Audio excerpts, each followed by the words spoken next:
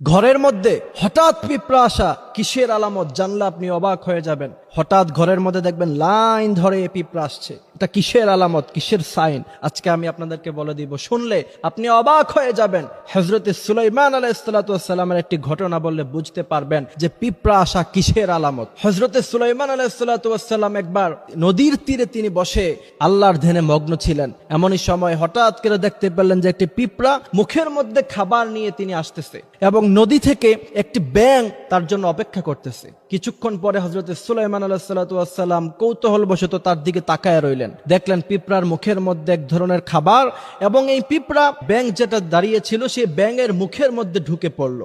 ব্যাঙটা হারিয়ে গেল। হযরত সুলাইমান আলাইহিস সালাম দীর্ঘক্ষণ সেই ব্যাঙটার দিকে তাকিয়েছিলেন। হযরত সুলাইমান আলাইহিস সালাম ভাবলেন এই ব্যাঙ হয়তোবা এই পিঁপড়াকে গিলে ফেলেছে, কিন্তু না, অবাক করার বিষয় হচ্ছে কিছুক্ষণ পরে সেই ব্যাঙ আবার তীরের মধ্যে ফিরে আসলো। হযরত সুলাইমান আলাইহিস সালাম লক্ষ্য করে দেখলেন যে ব্যাঙের মুখ থেকে সেই পিঁপড়াটা আবার বের হয়ে এসেছে।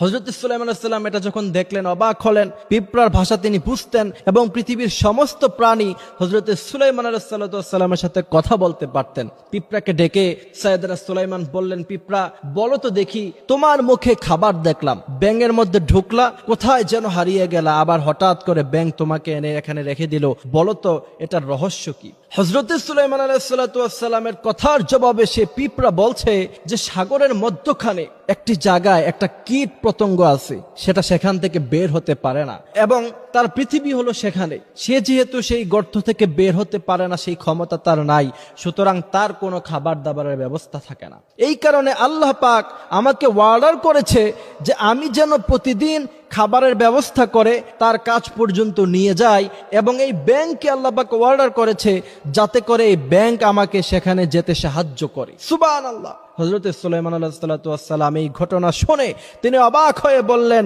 আর কোনো কথা আছে কিনা বলো তো।